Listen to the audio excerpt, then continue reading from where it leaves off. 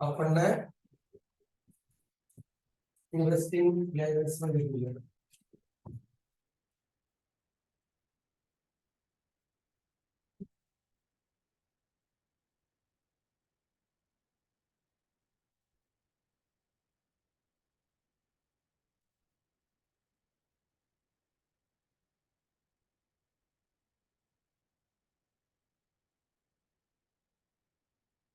निकालो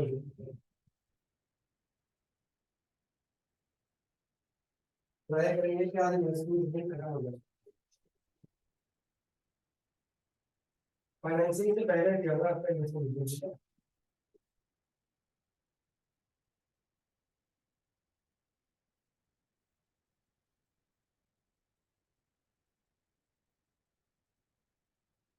परसों ने पढ़ा था कि डेट या इक्विटी में से क्या क्या सोर्सेज है जिससे हमारे पैसा आ सकता है। ठीक है ना, हम कैसे किस तरह की फैक्ट्री कैश फ्लो अच्छा है, कैश फ्लो दिखा रहा है वगैरह वगैरह। तो आज हम पढ़ेंगे जो पैसा आया उसको कहाँ कहाँ लगाना है अकॉर्डिंगली। तो उसके दो तरीके होते हैं, या तो वर्किंग कैपिटल रिक्वायरमेंट से पूरा करेंगे या हम फिक्स एसेट या लॉन्ग टर्म रिक्वायरमेंट। तो पहले डेफिनेशन मानते हैं, क्या डेफिनेशन आपकी इन्वेस्टमेंट क्या है? कैपिटल वर्किंग इन्वेस्टमेंट की दूसरा नाम क्या है? कैपिटल। वो लॉन्ग टर्म का है, लॉन्ग टर्म को ये हर लिखा है इन्वेस्टमेंट। इनमें फर्स्ट क्वेश्चन मार्क किया होगा ना, वो एक बार दोबारा पढ़ लो। ये जो पैसा आया है उसको शॉर्ट टर्म के लिए यूज करना है, लॉन्ग टर्म के लिए यूज करना है, या ऐसा प्रपोर्शन बांटे कितना शॉर्ट टर्म में दे या कितना लॉन्ग टर्म में दे। ठीक है क्या?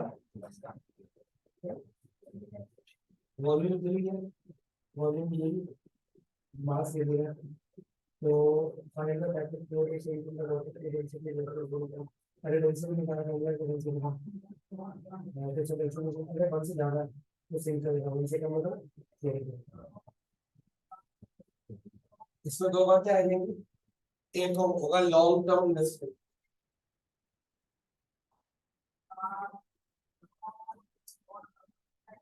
इसको हम और किस नाम से जानते हैं?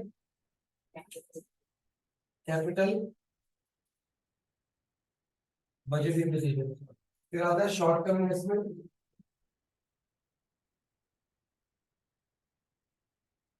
इसको किस नाम से जानते हैं?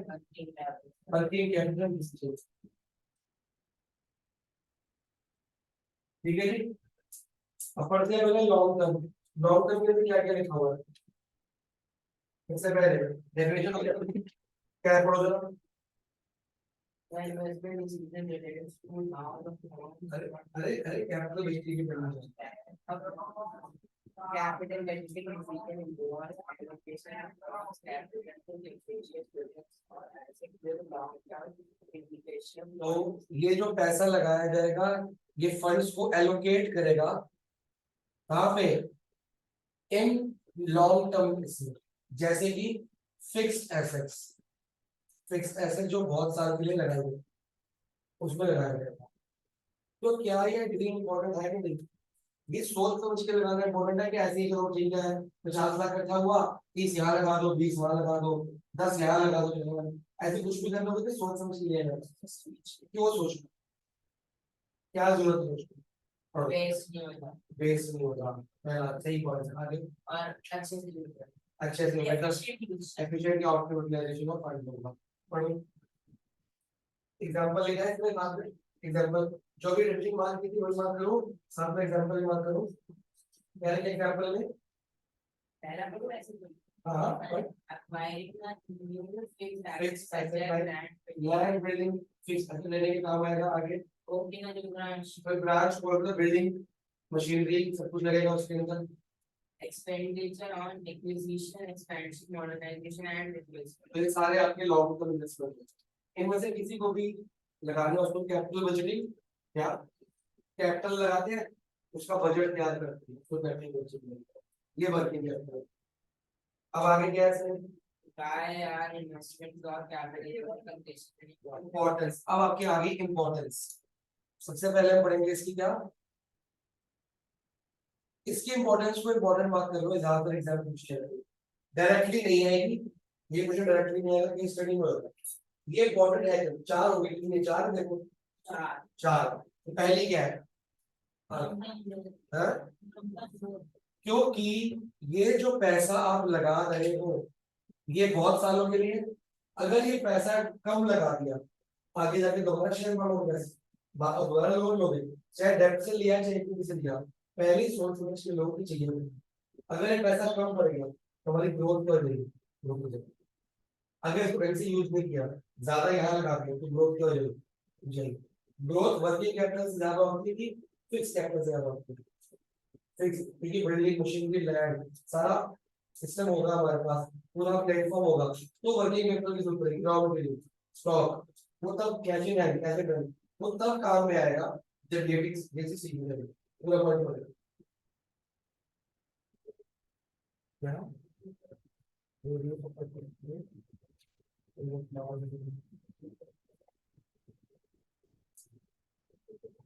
मास ऑफ मास वाला बैलेंस है, मास ऑफ मास ये जो है तो मुझे देखो आगे बढ़ो, ये जो मास क्वेश्चन हो गया, पढ़ लिया। अगला, अगला क्या है, अब इसमें प्रॉब्लम ये है कि सर पैसा यहाँ ज्यादा लगता है, यहाँ पैसा कम लगता है, तो यहाँ पे जो फंड्स है वो लार्ज अमाउंट के इन्वॉल्व है।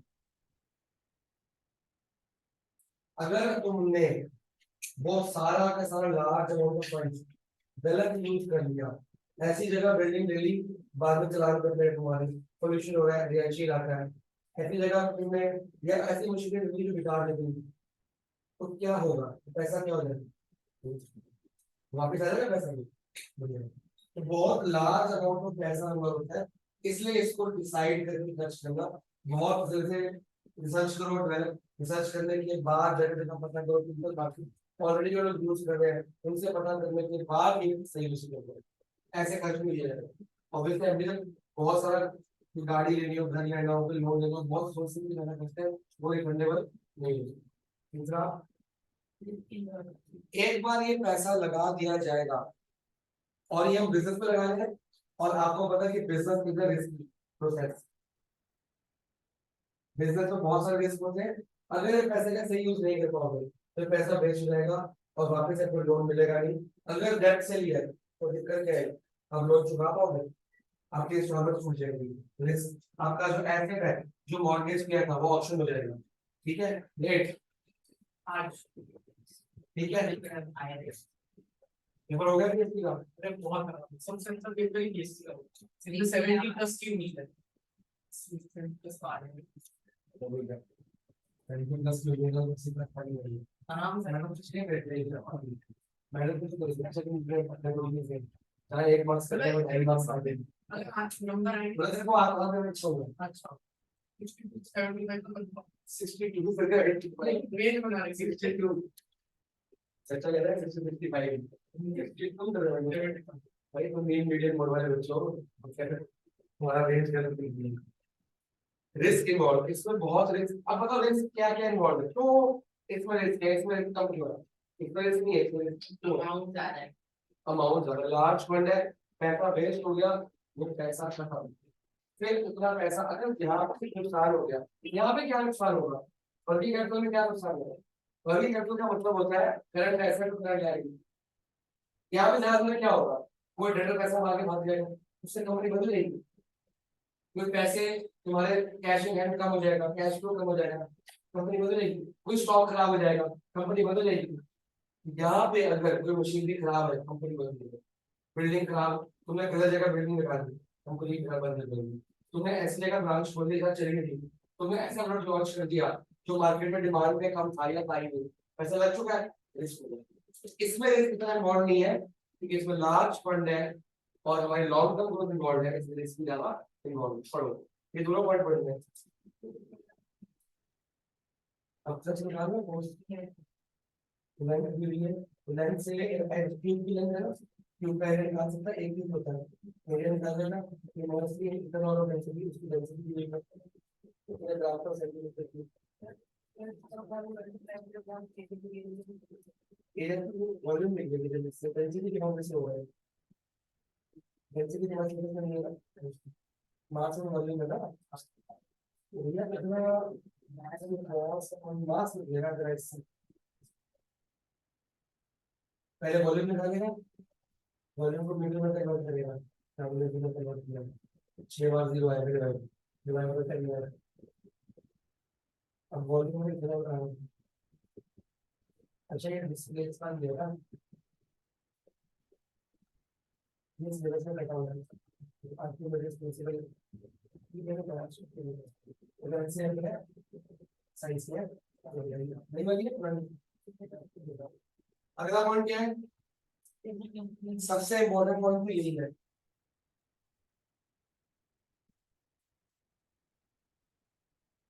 एक बार लार्ज अमाउंट ऑफ फंड लग गया वो वापस से तुम मशीनरी खराब बेकार ले ली या तुमने ली और तुम्हारे रिलेटिव एक महीने बाद और मॉडर्न मशीनरी आ गई तुम अपनी मशीनरी बेच के मॉडर्न मशीनरी ले नहीं पाओ क्योंकि लार्ज अमाउंट इन्वॉल्व हो चुका है वो खर्च हो चुका है अब वो पैसा रिवर्स एक बिल्डिंग ले ली और बिल्डिंग आपको मार्केट पसंद नहीं आ रही या वो बिल्डिंग छोटी पड़ गई तो आप दोबारा से बड़ी बिल्डिंग लेने के लिए उसको बेच लेने के लिए बहुत नहीं कर सकते मैं एक रेस्टोरेंट का मालिक हूँ मैंने रेस्टोरेंट में एक रेनोवेशन करा दिया बढ़िया से कर दिया बहुत बढ़िया कर दिया बाहर उनको पसंद नहीं आ रहा अब मैं दोबारा रिवर्स नहीं कर सकता उसको क्योंकि 4-5 साल चलाना ही पड़ेगा उनको क्या पसंद आ रहा था नहीं आ रहा एक मशीन की खरीद लिया एक बिल्डिंग खरीद लिया वहां पर दिक्कतें आ रही है क्योंकि खरीदने पहले पता नहीं होता ना कितने आ रहे हैं उसको रिवर्स नहीं इसके अच्छा है कि हम खरीदने से पहले पैसा यूज करने से पहले ये डिसाइड करो ये वेरी इंपॉर्टेंट है ना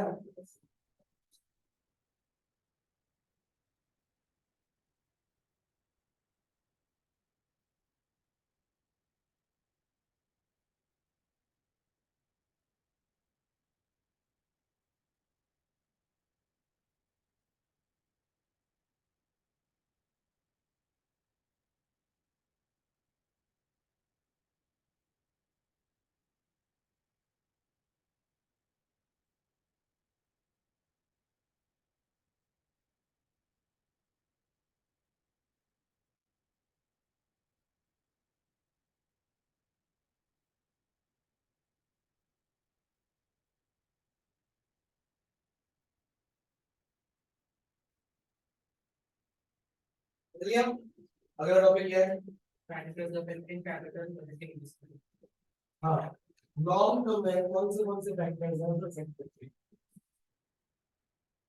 एक सेकंड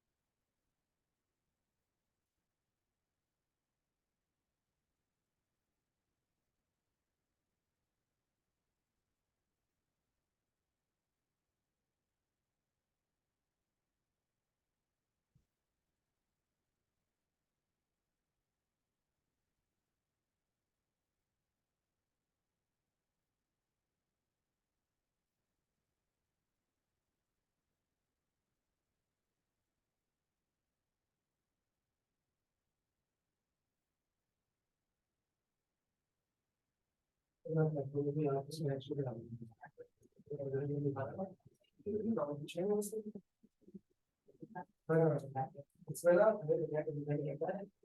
जितना पानी ऊपर गया होगा ये क्या होगी इसमें इतना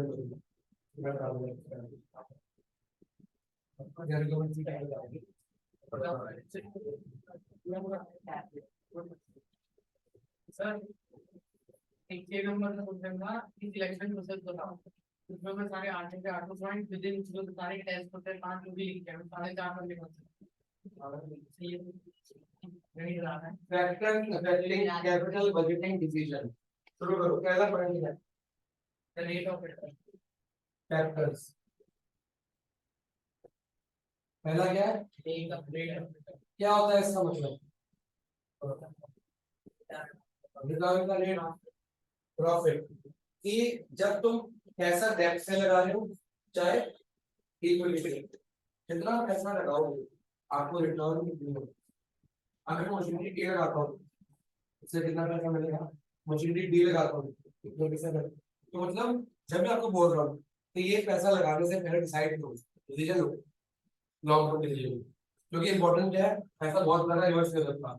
तो क्या डिसाइड करना होगा, ये डिसाइड करना होगा कि अगर मशीनरी ए लगाता हूँ तो कितना रिफंड आएगा, बी लगाता हूँ तो कितना रिफंड आएगा, वगैरह वगैरह।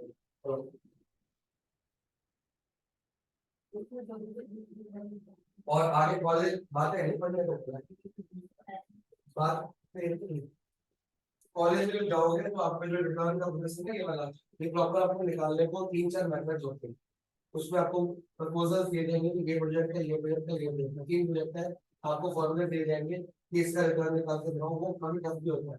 क्योंकि हम रिटर्न निकाले कैसे, हम क्या एग्जैक्ट रिटर्न निकाल सकते हैं? हम अनुमान एस्टिमेट लगा सकते हैं कि इससे ये होगा। वो एस्टिमेट लगाना बहुत मुश्किल होता है, उसके लिए बहुत कॉम्प्लेक्स फॉर्मूले होते हैं कि अभी आपकी इस वाली मशीनरी लगी हुई है, इससे कितना रिटर्न आ रहा है वो। फिर आप मशीनरी लगा रहे हो तो कितने दिन चलेगी, कितना टाइम चलेगी, अभी के हिसाब से वो कितना रिटर्न देगी, तो फ्यूचर में कितना रिटर्न देगी, रिटर्न तो कम होता रहेगा बार बार। तो वो सब एस्टिमेट करके फॉर्मूले बनाए गए, बहुत बड़े बड़े फॉर्मूले बनाए गए। उससे आप ये निकालोगे रिटर्न, उससे आपको पता लग जाएगा कौन सा प्रपोजल हमारे बेस्ट होगा। मतलब ये तो अगर डिसीजन लेने से पहले होगा, पैसा करने से पहले होगा आपको।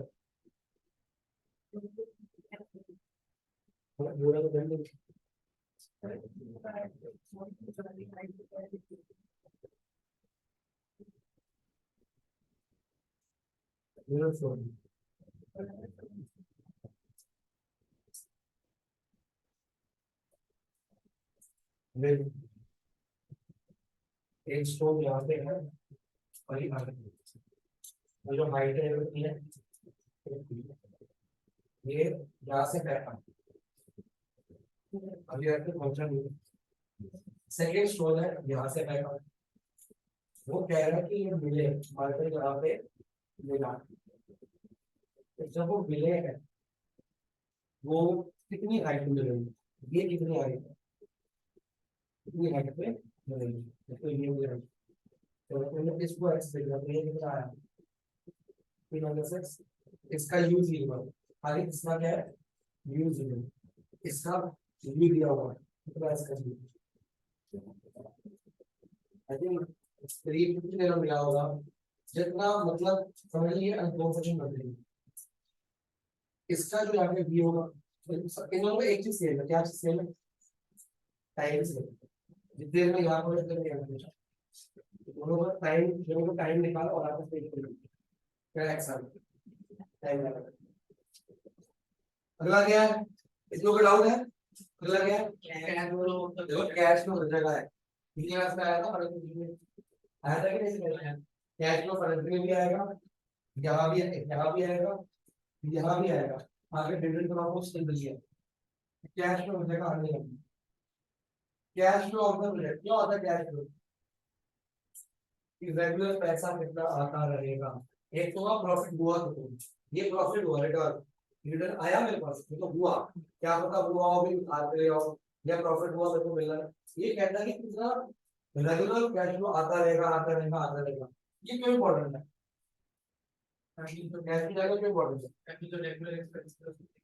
हाँ, कैश फ्लो आता रहेगा, तो अगर मान लो डेब्ट में पैसा लिया था, इंटरेस्ट देने में दिक्कत नहीं आएगी। ठीक है, कैश फ्लो आता रहेगा, लोन बच्चे निकल जाएंगे, कैश फ्लो आता रहेगा तो डेब्टर्स क्रेडिटर्स आराम से बनते रहेंगे। तो ऐसा कौन सा 5 मिनट लगेंगे, किसी का कैश फ्लो अच्छा होगा, किसी का कैश फ्लो बेकार होगा। कोई ऐसी मशीन नहीं होगी जो सामान 1-2 महीने में बना के बिकवा देती है तो कैश फ्लो जल्दी आएगा, तो मशीन 6 महीने लगाती है तो कैश फ्लो क्या आएगा, नहीं आएगा। तो ये भी सोचना पहले पड़ेगा। और मेरे पास पीछे कितना वर्किंग कैपिटल पड़ा है, अगर कैश फ्लो मान लो मशीनरी में कम है तो लोगों को वर्किंग कैपिटल क्या करना पड़ेगा ज्यादा, ताकि मेरे खर्चे कम हो। अगर कैश फ्लो अच्छा है तो वर्किंग कैपिटल करनी पड़ेगी कम कर सकते हो, क्योंकि पैसा आ जाएगा और ऐसे इंपॉर्टेंट है। मैं हिसाब नहीं बस बहुत कुछ सोचना पड़ता है जल्दी करो।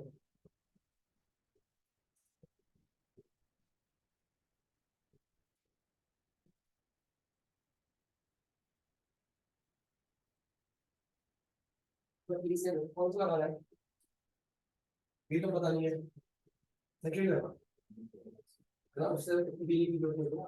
इसमें वही लगा, इसमें वही लगा, इसमें भी पता है, इसमें भी पता है ना, उसके अकॉर्डिंग दोनों का तीन बनाया, तीन है इसकी अमाउंट, है ना, ऐसे जरूरत नहीं होगा, एस की जगह इसमें एक्स लिखा, इसमें एक्स लिखा मिलेगा, दोनों का टी निकाल दिया करते हैं आप उसमें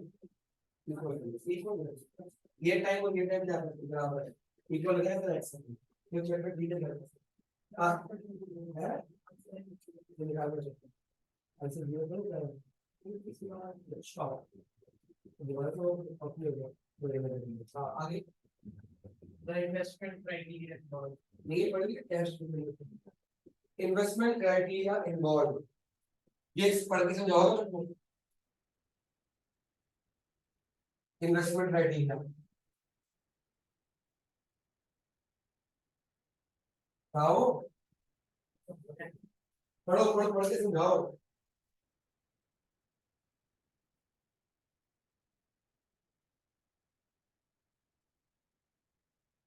एक प्रोजेक्ट में इन्वेस्ट करने से पहले बहुत सारी चीजें देखनी पड़ती है, जैसे कि इन्वेस्टमेंट का अमाउंट क्या है, इंटरेस्ट रेट क्या है, और कैश फ्लो कैसा है, रेट ऑफ रिटर्न। तो इसमें एग्जांपल दिए कैलकुलेशन से net present value NPV, NPV है ना वो आपका ये निकालने का तरीका है, तो फार्मूला है बड़ा बहुत बड़ा फार्मूला कॉलेज में आता है। इंटरेस्ट आईआरआर, आईआरआर लिखा है, interest interest rate of return वो भी इसका निकालने का तरीका है। एनपीवी इसी का तरीका है, आईआरआर कोई एनपी लगाता है कोई आईआरआर लगाता है, तो वही कह रहा है कि क्राइटेरिया कौन सा लगाओगे, एनपी लगाओगे आरओआर लगाओगे, एक आता है एनुअल आरओआर वो भी आ सकता है। तो ऐसे बहुत सारे पेड एंड पीरियड, ये बहुत सारे फॉर्मूले कैलकुलेशन रेशियोज अभी तक पढ़ोगे अकाउंट में, ऐसे इतनी सारी कैलकुलेशन इन्वॉल्व है, आप उसमें से कौन सा फॉर्मूला लगाने वाले हो, आप क्या करने वाले हो वो भी इम्पोर्टेंट है। उससे आपको पता लग जाएगा कि आपको एग्जैक्टली जो घर पर एक दिन पैसा है यहाँ कितना रखना है, अगला खत्म हो गया, आगे क्या लिखा होगा फाइनेंशियल। इसका मैंने पेज नंबर सिखाया है, उसका अगला पेज लिखा है 25 पेज लिखा हुआ है क्या ठीक है वो बात है यहाँ पे 50 क्यों ले रहा है, इसके लिए एच एक्स लेना, इसके लिए एक्स क्या लेना, इसके लिए माइनस ये इतना ट्रैवल किया इतना ट्रैवल किया 50 का मतलब ये है कि मैं इसको एक्स ले तो कितना ले लूंगा, समझ लो हाँ जी हाइट कौन सा कोई नंबर है 35 पे फिक्स और 13 का। हाँ जी हाँ जी वही पहला है फिक्स कैपिटल रिक्वायरमेंट, ठीक है। फिक्स कैपिटल कौन सा होता है, फिक्स कैपिटल मतलब फिर से यही कैपिटल बजटिंग या लॉन्ग टर्म को फिक्स कैपिटल बोलते हैं, आप लोग अपने आंसर कंबाइन करके भी लिख सकते हो। अगर इम्पोर्टेंट लॉन्ग टर्म की आती है तो यही कैपिटल बजटिंग के लिए, अगर फिक्स कैपिटल तो भी यही फिक्स कैपिटल लॉन्ग टर्म होते हैं कि नहीं होते, इररिवर्सिबल होते हैं, रिस्क होता है, लार्ज अमाउंट होता है, ठीक है पढ़ो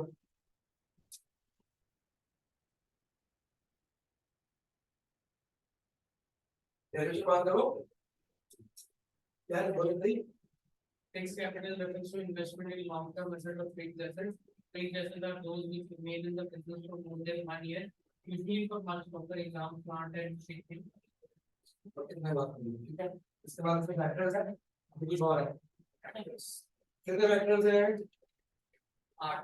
चलो अब आपका आप कंफ्यूज मत होना कि सर यहाँ से फैक्टर और फैक्टर, अगर क्वेश्चन डायरेक्टली कैपिटल बजटिंग बोल रहा है या लॉन्ग टर्म इन्वेस्टमेंट बोल रहा है तो मेन फैक्टर तो ये मेन फैक्टर है कि भैया डिसीजन लेने से पहले ये इंपॉर्टेंट क्यों है कि भैया पैसा लगा रहे बच्चों को मिलेगा कितना, कितने इंटरवल से मिलेगा, रेपिड मिलता रहेगा, प्रॉफिट मिलेगा, कितना मिल जाएगा, फिर कौन सी कैलकुलेशन नोट कर रहे हो, ये इसलिए इंपॉर्टेंट है, आप इसको उसको जोड़ भी सकते हो। अब आप पढ़ेंगे फिक्स कैपिटल के फैक्टर, इसको डालना फिक्स कैपिटल के फैक्टर।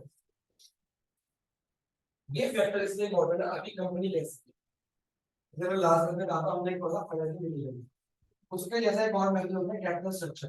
दोनों में फर्क क्या है?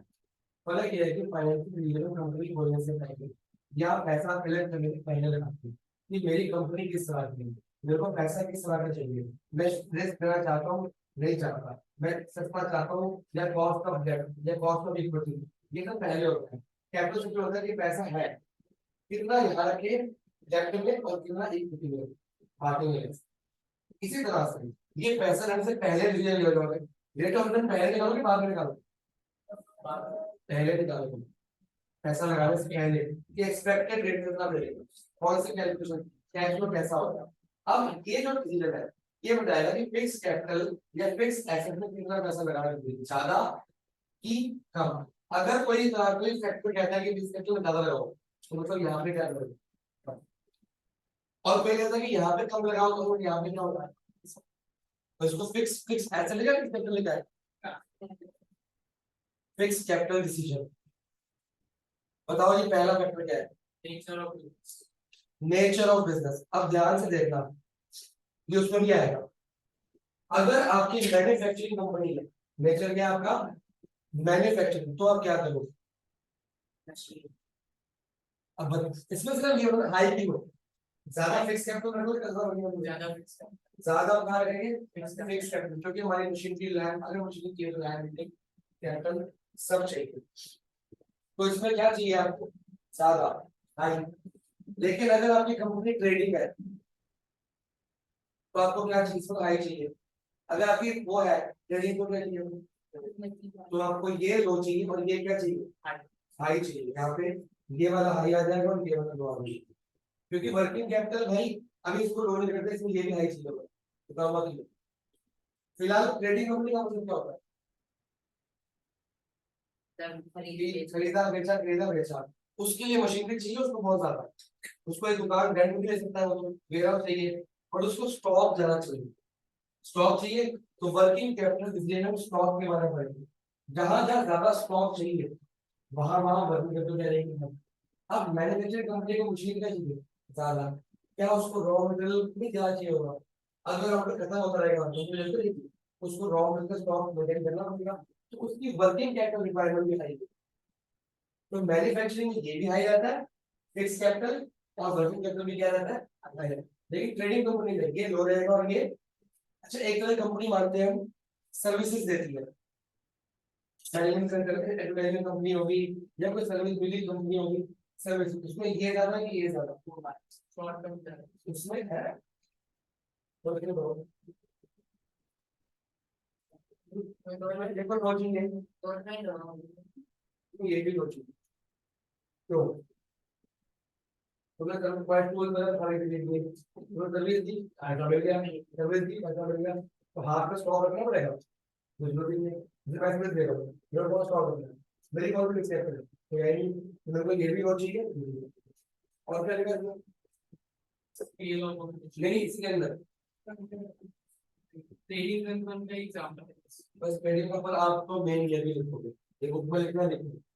अभी बार मैन्युफैक्चरिंग का हाई, ट्रेडिंग का लो, सर्विस का लो, क्योंकि एक्स्ट्रा लिखवा रहा हूँ बाद में इतना लिखा है ना और इसके साथ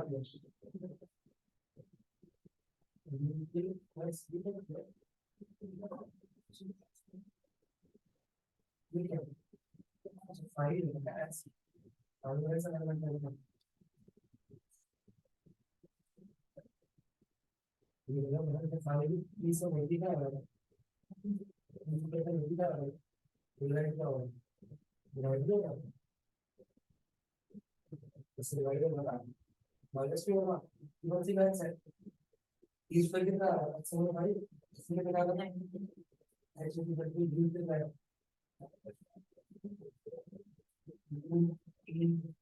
प्लस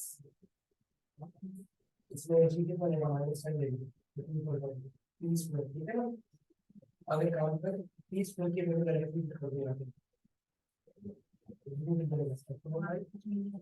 और 50 ऐसा है कि और की वैल्यू क्या है x वन प्राप्त करेंगे और इधर x फाइव प्राप्त करेंगे। अभी प्लीज पूरे क्या होगा इनको ना यहाँ पे इसको और बताएगा होगा तो कैसे करेगा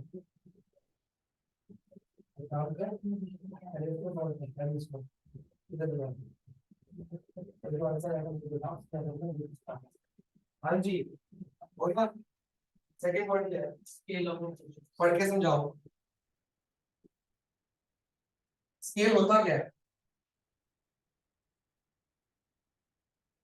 चीज का मतलब मैंने कैपिटल से कुछ जो है देखिए पहले बाकी समय स्केल बुलिश रूमिश सब कुछ पढ़ लो वो अपने वाले उसमें तो मुश्किल टर्म्स आ रहे हैं तो हर चैप्टर मतलब बाकी दुनिया में वो टर्म्स भी बनेंगे वो तुमने करने के हम समझाते हैं स्केल कहता क्या है क्या कहता है scale larger organization operating at a higher scale needs bigger plant इतना बचपन में पढ़ोगे scale large scale industry small scale industry नहीं लार्ज स्केल इंडस्ट्री बहुत बड़ी कंपनी स्केल और स्मॉल स्केल इंडस्ट्री स्केल का मतलब तो ना अब बहुत बड़ी कंपनी है तो बताओ अगर लार्ज स्केल है fixed capital तो फिक्स कैपिटल हमको हाई चाहिए और अगर स्मॉल स्केल है तो लो चाहिए ऐसे सिंपल सी बात ठीक है ना स्मॉल स्केल के होते करते क्या होगी ज्यादा और उसकी इसके वर्क में तो उसकी हो ज्यादा होगी दोनों ज्यादा होगी उसको आगे बढ़ेगा फिलहाल इसमें ऐसे नहीं करेंगे जैसा मेरा है तो अगर मैं देखा जाए तुक्का लगाऊं तो ये भी हाई होगा और इसका ये भी हाई होगा स्मॉल स्केल को टॉप को रखना पड़ेगा और उसको मशीन तो उसको भी चाहिए बस स्टॉक तो उसको भी चाहिए ठीक है जी फिलहाल इसमें नहीं आती अगला क्या थर्ड पॉइंट है choice of technique choice of technique technique कितने तरह की होती है तो कौन सी एक होती है लेबर इंटेंसिव टेक्निक और capital intensive अगर मैंने लेबर इंटेंसिव लगाई है तो मेरी मशीनरी कम और वर्कर्स ज्यादा तो जब मेरी वर्कर ज्यादा मशीनरी कम है तो लो हो जाएगी फिक्स कैपिटल लो और वर्किंग कैपिटल क्या रहेगी हाई हो जाएगी क्योंकि मेरे को सैलरी देनी पड़ेगी स्टॉक रखना पड़ेगा लेकिन अगर मेरी कैपिटल इंटेंसिव है तो मेरी फिक्स कैपिटल बहुत हाई बहुत मशीनरी है पर सैलरी क्या होगी जो बहुत कम क्योंकि मशीनरी एक ऐसी मशीनरी होगी जिसमें लोग क्या लगते होंगे कम वर्कर कम मशीनरी कम तो जब वर्कर कम है तो सैलरी क्या होगी ठीक है इसको लिखेंगे समझ आ रहा है क्या अगला point technology upgradation technological upgradation इसको हटा रहा हूँ फिलहाल चौथा पॉइंट याद रखना टेक्नोलॉजी अपग्रेडेशन इसका मतलब क्या है हिंदी में अगर अभी अपकमिंग फ्यूचर में आपको अर्जेंटली डायनेमिक एनवायरनमेंट की वजह से टेक्नोलॉजी का बदल करना पड़ रहा है आपको दिख रहा है कि और बड़े दिन में या आपकी कोई ऐसी चीज है जिसको बार बार टेक्नोलॉजी अपडेट निकलती है जैसे कंप्यूटर से बिजनेस करते हो मोबाइल से बिजनेस करते हो ऐसा बिजनेस करते हो टेक्नोलॉजी एडवांसमेंट आती है बार बार तो आपकी फिक्स कैपिटल रिक्वायरमेंट क्या होगी और अगर आप नॉर्मल बिजनेस करते हो टेक्नोलॉजी करने के लिए बार बार नहीं पड़ती तो आपकी रिक्वायरमेंट क्या होगी सोचो पहले फिर पढ़ो पहले सोचो फिर बताओ अगर ऐसा सर्वे में टेक्नोलॉजी करने वाला करने शुरू होती है तो क्या रिक्वायरमेंट होगी हाई की लो और अगर ऐसा बिजनेस है जिसमें एक बार मशीन लगाई बहुत सारी चलती है तो क्या होगा रिक्वायरमेंट अगर रिक्वायरमेंट हाई है तो हमारी कैपिटल बजटिंग ज्यादा होगी और स्टॉक भी ज्यादा होगा और अगर अगर हमारा ऐसा बिजनेस बार बार मारता है एक्विजिशन तो वर्किंग कैपिटल कम रखना पड़ेगा लेकिन फिक्स कैपिटल रिक्वायरमेंट में की साधा करके भी यहाँ सेव करना है वर्किंग कैपिटल रिक्वायरमेंट में लेकिन ऐसा बिजनेस है उन्हें एक मशीन लगाई 10 साल चलेगी फर्क नहीं पड़ता तो हमारी फीस की लागत क्या रहेगी कम रहेगी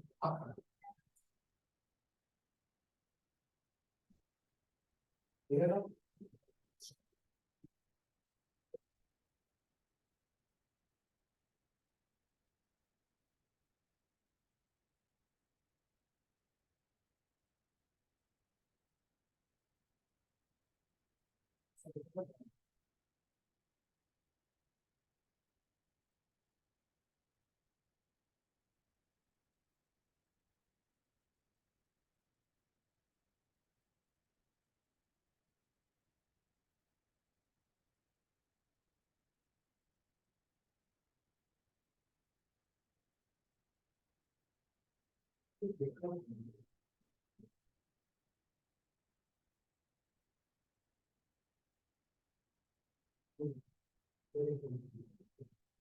एनसीईआरटी क्वेश्चन है, इसमें 100 है, फिर 50 है, 50 25 है, इसको एक्सी है, 30 है, अच्छा और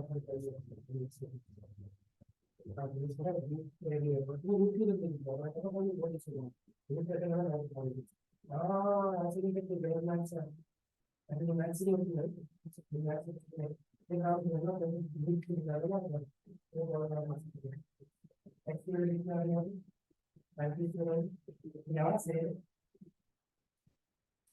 सिर्फ